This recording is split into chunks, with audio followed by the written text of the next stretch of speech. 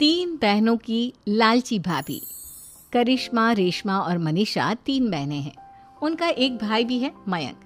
मयंक अपनी बहनों को बहुत प्यार करता है, लेकिन मयंक की पत्नी सविता इस मामले में मयंक से बिल्कुल ही अलग है।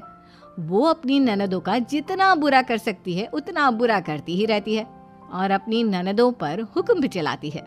करिश्मा, करिश्मा, तुमने अभी तक नाश्ता नहीं बनाया? तुम्हारे भैया को ऑफिस जाने में देर हो रही है। हाँ भाभी, बस अभी बनाती हूँ। करिश्मा, तुम ये ढीलापन छोड़ दो। कल को पराये घर जाना है। वहाँ अगर तुम इस तरह से काम करोगी तो लोग क्या कहेंगे कि माँ ने और भाभी ने कुछ सिखाया नहीं। और तुम्हारी दोनों बहनें कहाँ हैं? अब रेशमा मार्केट गई है और मनीषा सो रही है। क्या? सुबह के 8 बज रहे हैं और ये महारानी अभी भी सो रही है? ये कहते हुए सविता अपनी सास दुर्गा देवी के पास जाती है। माँ जी, देख रही हो अपनी बेटियों के तौर तरीके? क्या हुआ बहू, सुबह सुबह क्या कर दिया मेरी बेटियों ने? अरे एक तो अभी अभी उठकर किचन में गई है, दूसरी सुबह सुबह बाहर चली गई और तीसरी अभी तक सो रही है। क्या करूं मैं इन तीनों का, मैं तो परेशान हो गई हूँ। जा जाकर उठा उसे और रेशमा से मैं बात करती हूँ। सविता सीधा मनीषा के कमरे में जाती है और उससे कहती है, महारानी जल्दी उठो, सूरज सर पर आ गया है। भाभी थोड़ी देर और सोने दो ना, मैं रात को लेट सोई थी। वो क्या ना, यूनिट टेस्ट चल रहे हैं। शराफत से उठती है या नहीं, या फिर पानी की भरी बाल्टी डालूं तेरे ऊपर? नहीं भाभी, मुझे बिस्तर में नहीं लाना, उठती हूँ मैं। मनीषा जल्दी से उठकर बाथरूम में चली जाती है। सभी आराम से बैठकर नाश्ता कर रहे होते कि तभी रेशमा बाजार से हाथ में सामान लिए आ जाती है। रेशमा को देखते ही सविता उस पर बरस पड़ती है। लो, आ गई महारानी। ऐसा भी क्या सामान लाना था जो सुबह आंख मलते ही बाजार की तरफ रवाना हो गई? भाभी, कल आप ही तो चीख रही थी कि घर का सारा सामान मुझे ही लाना पड़ता है, घर में किसी को भी किसी काम से कोई लेना देना नहीं है। अब मैं बाजार जाकर सामान ले आई तो आपको इस बात से भी तकलीफ हो रही है? देख रही हो माँ जी, अपनी बेटी की जुबान कैंची से भी तेज चलती है। और मयंक, आप तो कुछ कहेंगे नहीं अपनी लाडली बहन को। रेशमा, अपनी भाभी से ऐसे बात नहीं करते, चलो माफी मांगो। भैया, मैं क्यों माफी मांगू? आप भाभी से बोलिए ना कि हम पर कम हुक्म चलाया करे। हम इस घर की बेटियां हैं और आपकी पत्नी की ननद है, नौकरानी नहीं। लो कर लो बात। इनकी भलाई के लिए कुछ भी बोलो तो इन्हें बुरा लग जाता है। इस घर में यही इज्जत है मेरी। देख लो माँ जी, आपकी बेटी किस लहजे में मुझसे बात कर रही है। सविता वहां से चली जाती है। मयंक को बहुत गुस्सा आता है, वो भी वहां से चला जाता है। फिर करिश्मा रेशमा को समझाती है, रेशमा, तुम्हें भाभी से माफी मांग लेनी चाहिए थी ना। लेकिन दीदी, मैंने कुछ किया ही नहीं तो मैं माफी क्यों मांगू? हाँ करिश्मा दीदी, रेशमा दीदी जैसे ही घर में आई भाभी ही उन पर चिल्ला रही थी। हाँ, मैं मानती हूँ कि गलती भाभी की थी। मैं तो इसलिए बोल रही हूँ कि भाभी ने माँ को तो पूरी तरह अपने वश में कर लिया है। वो हमारी बात सुनती ही नहीं। मयंक भैया हमारे लिए हमेशा खड़े रहते हैं, इसलिए उनकी बात का मान तो तुम्हें रखना चाहिए था ना। कोई फायदा नहीं दीदी, कुछ दिनों की बात और है, भाभी उन्हें भी हमारे खिलाफ भड़का देंगी। फिर वो भी माँ की तरह हमारी किसी बात का विश्वास नहीं करेंगे। इसी तरह सविता अपनी तीनों ननदों को किसी न किसी बात पर परेशान करती रहती थी। एक दिन मयंक अपनी तीनों बहनों के लिए गिफ्ट लाया। क्या रेशमा, ये तुम्हारे लिए हार का सेट। रेशमा, तुम्हारे लिए सुंदर सी ड्रेस। और मनीषा, तुम्हें किताबें पसंद है ना, तुम्हारे लिए किताबें लाया हूँ। थैंक यू भैया। थैंक यू भैया। थैंक यू भैया। करिश्मा, तुम्हारा नेकलेस कितना सुंदर है, ये भैया कहाँ से ले आए होंगे? मैंने भैया को 3 दिन पहले फोन पर ये डिजाइन दिखाया था और आज भैया ये ले आए। सविता तो अपनी ननदों के गिफ्ट्स देखकर जल गई और करिश्मा का नेकलेस तो उसे भी बहुत पसंद आया था। अपनी बहनों के लिए कितना अच्छा नेकलेस लेकर आए हैं, मुझे कभी कोई गिफ्ट नहीं दिया। मैं आज ही ये हार चुरा लूंगी। रात में सविता करिश्मा का हार चुरा लेती है और इसी तरह उसे अपनी ननदों की जो भी चीज़ अच्छी लगती वो उसे मांगती नहीं, बल्कि रात के अंधेरे में चुरा लेती। इसी तरह दिन बीतते गए और सविता ने मयंक के दिल में भी उसकी बहनों के लिए नफरत पैदा कर दी। एक दिन मयंक ने करिश्मा और रेशमा के लिए रिश्ता देखा और ये बात उसने घर में सबको बताई। माँ, करिश्मा और रेशमा के लिए बहुत अच्छा रिश्ता आया है, वो लोग कल इन्हें देखने आ रहे हैं। आप और सविता मिलकर सारी तैयारी कर लेना। ये सुनकर करिश्मा और रेशमा खुश हो जाती हैं, लेकिन सविता सोचती है, अगर इन दोनों बहनों की शादी हो गई तो घर और बाहर का काम कौन करेगा? मनीषा तो एक नंबर की कामचोर है, उससे तो किसी बात की उम्मीद लगाना ही बेकार है। मुझे इस शादी को रोकना होगा। अगले दिन सभी लड़के वालों के स्वागत की तैयारी करने में लगे होते हैं। तभी मयंक अपनी बहनों से आकर कहता है, तैयार हो गई तुम दोनों? देखो दोनों लड़के बहुत अच्छे हैं, मैं कोई कसर नहीं छोड़ना चाहता, इसलिए तुम उनके सामने अच्छे से बिहेव करना और अपनी भाभी से लड़ने मत लग जाना। करिश्मा, तुम वो नेकलेस पहन लो ना जो मैं तुम्हारे लिए लाया था। भैया मैं बहुत देर से वो नेकलेस ढूंढ रही हूँ, लेकिन मुझे मिल ही नहीं रहा। क्या तुमने नेकलेस खो दिया? तुम्हें पता भी है वो कितना महंगा था? तुम कोई काम ढंग से नहीं कर सकती। मयंक गुस्से में वहां से चला जाता है। थोड़ी देर बाद लड़के वाले भी आ जाते हैं। वो दोनों बहनों को पसंद कर लेते हैं और रिश्ता पक्का हो जाता है। लेकिन सविता के दिमाग में तो कुछ और ही खिचड़ी पक रही थी। वो पंडित जी के पास करिश्मा की कुंडली लेकर जाती है और उन्हें पैसे देकर करिश्मा की कुंडली बदलवा देती है। जब लड़के वालों के पास करिश्मा की कुंडली जाती है तो वो दुर्गा को फोन करते हैं। बहन जी, हमने करिश्मा की कुंडली अपने पंडित जी को दिखाई थी। आपकी बेटी की कुंडली नहीं बल्कि दोषों का पिटारा है। देखिए, मैं और मेरे पति इन सब बातों में बहुत विश्वास करते हैं, इसलिए हम आपकी बेटी से अपने बेटे की शादी नहीं करा सकते। इस तरह करिश्मा का रिश्ता टूट जाता है और सभी घर वालों को बहुत दुख होता है। अब कविता सोचती है, चलो करिश्मा का तो रिश्ता टूट गया, अब रेशमा का भी रिश्ता तोड़ना है। क्या करूं? अब सविता आवाज बदलकर किसी अननोन नंबर से रेशमा के होने वाले ससुराल में फोन करती है। हेलो, मैं कौन हूँ कौन नहीं ये आपके लिए जानना ज़रूरी नहीं। बस इतना सुन लो कि रेशमा का 2 साल से किसी के साथ अफेयर चल रहा है। बस रेशमा का रिश्ता तोड़वाने के लिए सविता का इतना कहना काफी था। अब रेशमा का भी रिश्ता टूट गया। मयंक और दुर्गा देवी ने रेशमा को खूब खरी खोटी सुनाई और उससे बार बार उस लड़के के बारे में पूछने लगी। आप दोनों मुझे क्यों परेशान कर रहे हो? अरे कोई लड़का होगा मेरी लाइफ में तो मैं बताऊंगी ना, जब कोई है ही नहीं तो कहाँ से लाऊं मैं कोई लड़का? तो तेरे होने वाले ससुराल वालों को फोन किसने किया था? माँ मैं नहीं जानती किसने फोन किया था, मैं सच कह रही हूँ। मैं तो पहले ही कह रही थी इसकी लगाम खींच कर रखो, लेकिन मेरी सुनता ही कौन है। आप चुप रहिए भाभी, ये सब आपका ही किया धरा है। अब तीनों बहनों को विश्वास हो जाता है कि ये सब उनकी भाभी ही कर रही है। तीनों बहनें अपनी भाभी को सबक सिखाने के लिए एक वकील कर लेती है और घर में हिस्सा मांगना। देखो भैया, माँ बाप की जायदाद में जितना बेटों का हक होता है उतना ही बेटियों का, इसलिए इस घर के 4 हिस्से होंगे और हमें अपना हिस्सा चाहिए। मैंने तुम्हारे लिए क्या क्या नहीं किया और तुम इस घर में हिस्सा मांग रही हो? भैया, आप और माँ हम बहनों की कोई बात नहीं सुनते हो और भाभी हमारी शादी नहीं होने देगी क्योंकि उन्हें लगता है कि आप हमारी शादी में ज्यादा पैसा लगाओगे और उन्हें हम जैसी फ्री की नौकरानी कहाँ मिलेगी। तो हम भाभी के साथ तो रह नहीं सकते, हम बहनों को अपना हिस्सा चाहिए। अरे तुम्हें शर्म आनी चाहिए अपनी भाभी पर ऐसा इल्जाम लगाते हुए। वो तुम्हारे बारे में कितना सोचती है। हाँ माँ, भाभी हमारे बारे में बहुत सोचती है। दिन रात बस यही सोचती रहती है कि किस तरह से अपनी तीनों ननदों को परेशान करूं और कभी मुझे पढ़ने भी नहीं देती।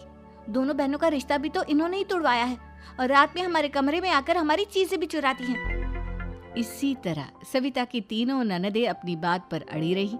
अब कोर्ट में तारीख भी शुरू हो गई।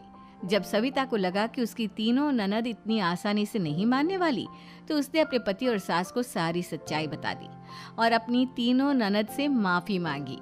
मयंक और दुर्गा को भी अपनी गलती का एहसास हो गया। अब सविता खुद करिश्मा और रेशमा के लिए अच्छा रिश्ता ढूंढती है और उनकी शादी करवाती है।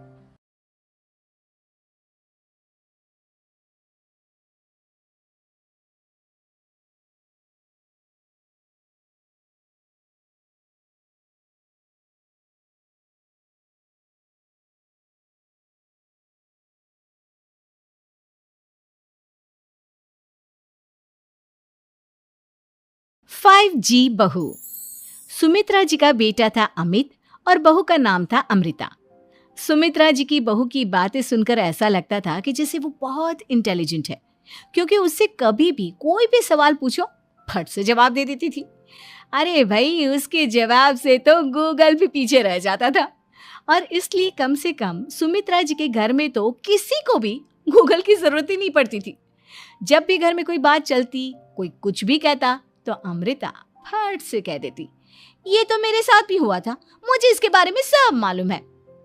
एक दिन सुमित्रा जी अमित और अपनी बहू अमृता के साथ अमित के बुआ जी, फूफा जी यानी कि मुकेश और उर्मिला जी के यहाँ पर मिलने के लिए गए।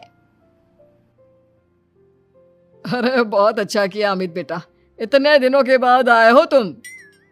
हाँ सुमित्रा भाभी, कभी तो आ जाया करिए अपने बच्चों को लेकर। आपकी बहू के आने से तो हमारे घर में भी रौनक आ गई है। वो क्या है ना, अमित ऑफिस के काम में बहुत बिजी रहता है, इसलिए उसे तो वक्त ही नहीं मिल पाता। अच्छा, लगता है नौकरी काफी मुश्किल है अमित की। अरे नहीं नहीं फूफा जी, ऐसी कोई बात नहीं है। आप तो जानते हैं ना प्राइवेट जॉब में कितना काम होता है। अरे कोई समझे ना समझे, मुझे तो पता है प्राइवेट नौकरी में इतना काम करना पड़ता है कि इंसान की आफत आ जाती है। लेकिन बेटा तुमने तो कभी जॉब की ही नहीं, तुम्हें कैसे पता? अरे जॉब नहीं की तो क्या हुआ मम्मी जी, सब जानती हूँ मैं। सबसे पहले ऑफिस में जाओ, वहां पर अपनी एंट्री डालो, उसके बाद दिन भर सिस्टम पर बैठकर काम करो। चारों तरफ कैमरे लगे होते हैं, आप अपनी नजर इधर की उधर नहीं कर सकते। उसके बाद दिन भर बॉस की चिक चिक सुनो, वो अलग से। यही सब होता है, मुझे ना सब पता है। अरे बहू रानी तो काफी इंटेलिजेंट है, हर बात की खबर है इसको। थोड़ी देर बाद, अब देखिए सुमित्रा भाभी, इतने दिनों के बाद आई हैं आप, खाना खाकर ही जाना, ऐसे तो मैं आपको जाने नहीं दूंगी। वैसे बुआ जी, खाने में क्या बनाया है? वो क्या है ना बेटा, आज तुम्हारी बुआ जी की तबीयत थोड़ी ठीक नहीं थी, इसलिए हमने सोचा कि जब तुम लोग यहाँ आ जाओगे तो बाहर से खाना मंगवा लेंगे और साथ में बैठकर खाएंगे। लेकिन बस प्रॉब्लम इतनी सी है कि मुझे बाहर से खाना ऑर्डर करना नहीं आता। सोचा जब अमित आएगा तो उसी को बोल दूंगी। अरे मुझे आता है ना, मैं कर देती हूँ ऑर्डर। बताइए क्या क्या मंगाना है आपको? इटालियन, कॉन्टिनेंटल, इंडियन, पंजाबी, सब पता है मुझे। क्या बात है बहू, क्या घर में भी खाना रोज बाहर से ऑर्डर करती हो? अरे नहीं नहीं नहीं बुआ जी, ऐसी कोई बात नहीं है, बस मुझे ना सब पता है। कोई बात नहीं अमृता, मैं अपने फोन से ऑर्डर कर देता हूँ। अरे क्या बात है, आजकल ऑनलाइन डिलीवरी पर कोई ऑफर नहीं चल रहा है, वरना काफी पैसे बच जाते हैं। कैसी बात करते हैं अमित, मैं कह रही हूँ ना मुझे सब पता है। मुझे एक बहुत अच्छा ऑनलाइन डिलीवरी वाला मालूम है, जहाँ पर 50% ऑफ मिल जाएगा। और आज तो वैसे भी फ्राइडे है ना, फ्राइडे को तो उस पर 50-70% ऑफर मिलता ही मिलता है। अरे क्या बात है, इसके बारे में तो मुझे पता ही नहीं था। अरे बेटा, जिस चीज के बारे में किसी को पता नहीं होता, हमारी बहू को पता होता है। एक काम कर, तू उसी को ऑर्डर करने दे। क्या बात है अमृता बेटा, तुम तो बहुत इंटेलिजेंट हो, सब कुछ जानती हो। कुछ दिनों के बाद सुमित्रा जी की कुछ सहेलियां उनसे मिलने के लिए आती हैं। अरे सुमित्रा बहन कैसी हो, बहू कैसी है तुम्हारी? अरे पूछिए मत, बहुत इंटेलिजेंट है मेरी बहू, सब कुछ जानती है। क्या बात है, बहू के आने के बाद तो औरतें दुखी हो जाती है, लेकिन तुम तो बहुत खुश लग रही हो। वो क्या है ना, मेरी बहू है ही इतनी अच्छी। अरे तो बुलाओ ना, हमारे साथ बैठेगी, बातें करेंगी तो हमें भी अच्छा लगेगा। सुमित्रा जी अमृता को बाहर बुलाती हैं और उसके बाद सब लोग बातें करने लगते हैं। क्या बताऊं, कुछ दिनों से घुटनों में इतना दर्द हो रहा है कि चला भी नहीं जाता। अब बुढ़ापे में तो ये सब चलता ही रहता है, क्या कर सकते हैं। आंटी जी आप योगा करिए, योगा और साथ में ना काले तिल खाया करिए, आपके घुटनों का दर्द भाग जाएगा। लेकिन तुमको ये सब कैसे पता बेटा? अरे मेरे भी घुटनों में दर्द होने लगा था, मैंने योगा किया और काले तिल के साथ गुड़ मिलाकर उनके लड्डू बनाकर खाए, एकदम ठीक हो गए हैं मेरे पैर। अमृता ये तुम क्या कह रही हो, इतनी कम उम्र में तुम्हारे पैरों में दर्द कैसे हो सकता है? अरे मम्मी जी सच कह रही हूँ, एक बार अगर कोई ये नुस्खा अपना लेना बस मजा आ जाए। ठीक है बेटा, अगर तुम कहती हो तो मैं ये करके देखती हूँ। मुझे सब पता है आंटी जी, ये मेरे साथ हो चुका है, इसीलिए तो बता रही हूँ मैं आपको, ऐसे नहीं बताती किसी को। कुछ दिनों के बाद अमित अमृता को अपने दोस्तों के साथ घूमने के लिए ले जाता है। क्या यार, क्या जिंदगी हो गई है। सारा दिन ऑफिस का काम करते रहो, अपनी हेल्थ पर तो ध्यान ही नहीं दे सकते। अरे क्यों नहीं दे सकते अपनी हेल्थ पर ध्यान? सब दे सकते हैं। इंसान चाहे तो कुछ भी कर सकता है। क्या बात है भाभी, आप इतनी श्योरिटी के साथ कैसे कह सकती हैं? अरे आजकल ना एक से एक एप्लीकेशन है मार्केट में, और जानते हैं उसमें कुछ एक्सरसाइज तो ऐसी बताते हैं जिन्हें आप अपने ऑफिस में बैठे बैठे, मेरा मतलब लैपटॉप पर काम करते करते भी कर सकते हैं। अमृता, ऐसी एक्सरसाइज के बारे में तो मुझे भी नहीं पता था, तुम्हें कैसे मालूम? अरे मुझे सब पता है, हर चीज की खबर रखती हूँ मैं, जानते हैं ना आप। लेकिन ऐसी कौन सी एप्लीकेशन है और ऐसी कौन सी एक्सरसाइज है भाभी? एक मिनट, मैं आपको अपने मोबाइल में दिखाती हूँ। अरे वाकई में भाभी तो सही कह रही हैं। देखो यार, इसमें कितनी अच्छी एक्सरसाइज दिखाई गई है। अपनी चेयर पर बैठे बैठे एक्सरसाइज भी कर लो, काम भी और हेल्थ भी। वाह भाभी वाह, मजा आ गया। लेकिन अमृता, तुम्हें इस बारे में कैसे पता? अब मेरे साथ जो चीज हो चुकी है उसके बारे में तो मुझे पता होगा ही ना अमित। मतलब तुम कब ऑफिस में काम करने गई जो तुमने ऑफिस करते करते एक्सरसाइज की?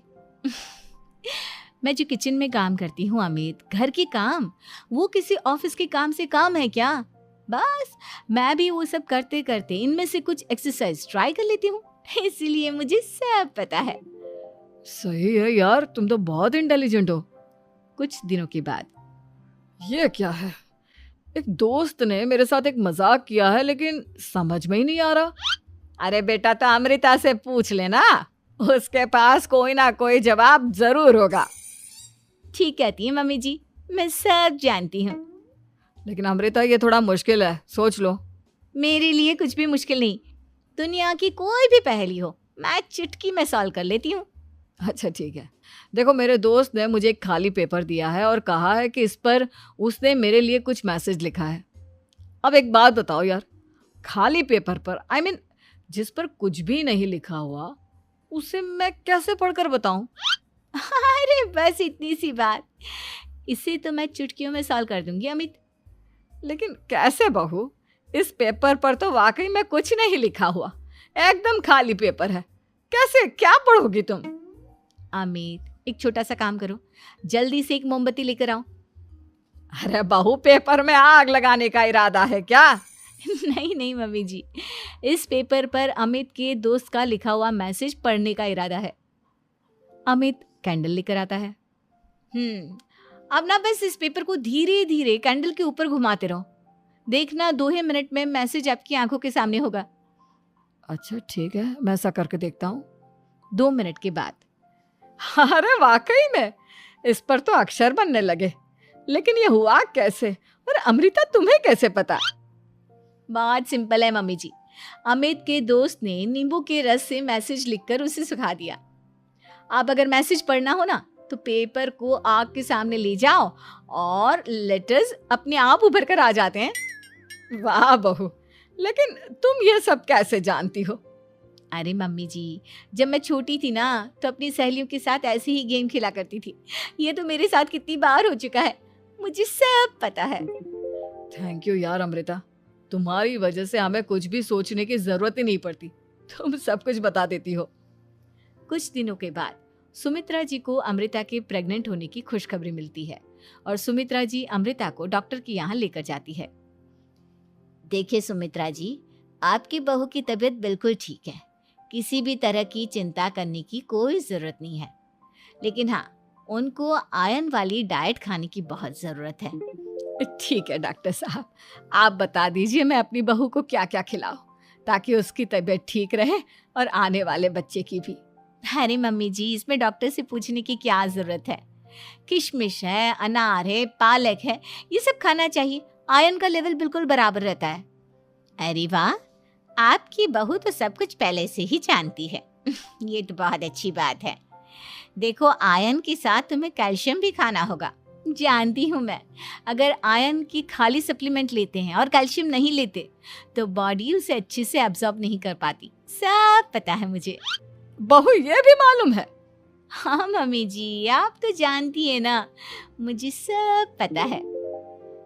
आपकी बहू की बातें सुनकर अच्छा लग रहा है, मुझे ऐसी बहुत कम लड़कियां मिलती हैं जिन्हें इतनी नॉलेज होती है, सारे सवालों के जवाब देती है।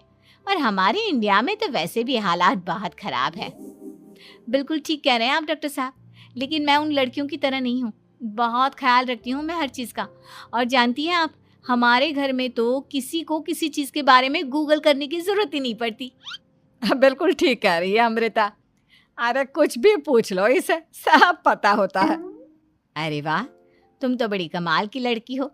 चलो, ये तो बहुत अच्छी बात है, लेकिन फिर भी डॉक्टर की सलाह पर पूरा ध्यान देना चाहिए। वैसे क्या चाहिए तुम्हें, बेटा या बेटी? अरे डॉक्टर साहब, कुछ भी हो जाए, बस बच्चा अच्छे से हो जाना चाहिए। मुझे तो दोनों में से किसी से कोई भी परेशानी नहीं। और सुमित्रा जी, आप? डॉक्टर मैडम, मुझे तो लड़के और लड़की में कभी भेद करने की आदत ही नहीं है। पोता आए या पोती, मेरे लिए तो दोनों एक बराबर है। सुनकर अच्छा लगा। वैसे आप जानती हैं, हमारे यहाँ पर तो लोगों को बड़ी बेचैनी रहती है ये जानने की कि पेट में लड़का है या लड़की, लेकिन विदेशों में ऐसा नहीं होता। हाँ, वहाँ पर तो सब कुछ पहले से ही बता देते हैं ना। ये भी कोई बात हुई भला?